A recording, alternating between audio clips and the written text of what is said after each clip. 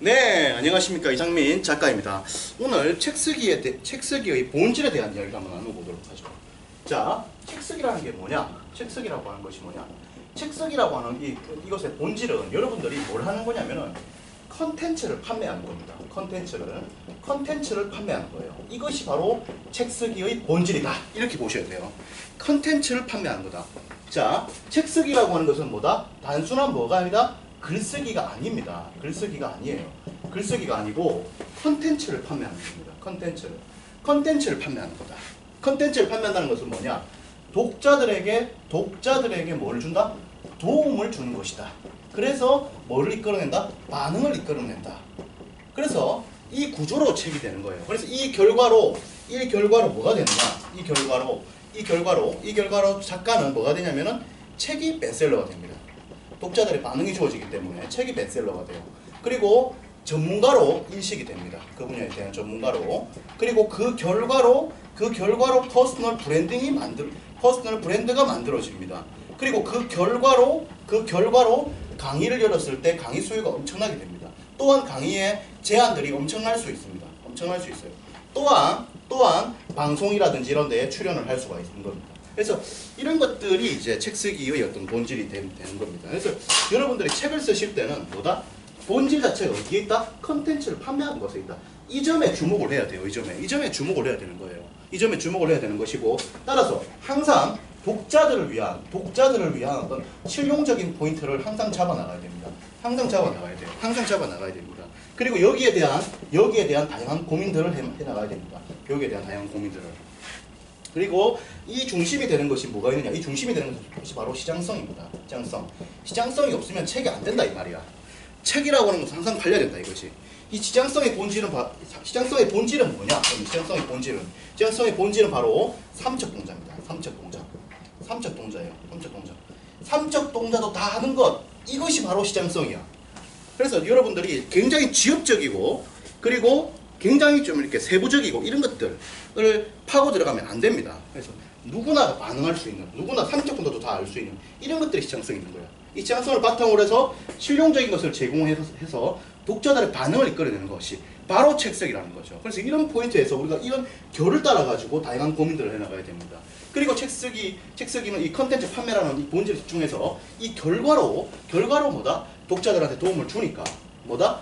베스트셀러 작가가 되고, 전문가가 되고, 퍼스널 브랜드가 만들어지고, 강의나 이런 것들을 많이 할 수 있게 되고, 방송 출연도 할 수 있게 되고, 이런 구조가 되는 겁니다.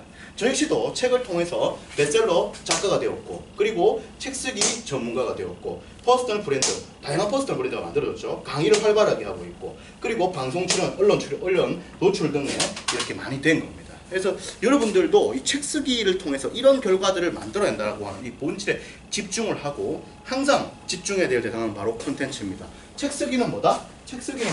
단순한 글쓰기가 아니라는 점을 명심해야 돼요. 사람들에게 도움을 주는 것이다. 그 컨텐츠다. 이 점에 집중을 해야 됩니다. 그래야 여러분들이 베스트셀러 작가, 내지 전문가, 내지 컨텐츠 크리에이터, 내지 컨텐츠 사업가로서 거듭날 수가 있는 겁니다. 그 점에 여러분들이 집중해야 되죠. 본질에 집중해야 된다고. 엉뚱한 대로 가면 안 된다고. 그래서 여러분들이 항상 초점을 정확히 맞추고 가야 합니다. 자, 이렇게 질문할 수도 있어요. 저는 에세이를 쓸 건데 에세이는 뭐예요? 에세이는 뭐라고 볼 수 있나요?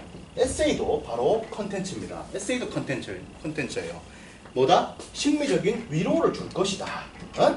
그리고 위안을 줄 것이다. 이것이 하나의 컨텐츠 아니야. 위로 컨텐츠단 말이야. 위로 컨텐츠. 그리고 심신 안정 컨텐츠단 말이야. 이런 쪽으로 집중해서 책이 가는 거단 말이야.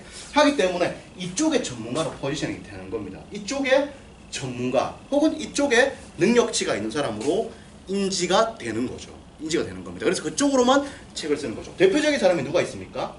대한민국 위안 컨텐츠의 거장은 바로 유시화 시인입니다. 유시화 시인이 그렇게 가고 있는 거예요. 그리고 많은 작가들이 그쪽으로 가고 있어요. 실제로 가가지고 대박을 터뜨린 작가도 많고 하죠. 하기 때문에 여러분들이 본질 자체를 분명히 봐야 돼요. 사람들한테 도움을 준다. 이 점에 집중해야 돼. 이 점에.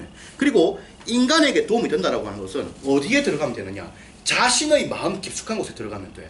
그러면은 자기를 이해할 수 있다고. 그지?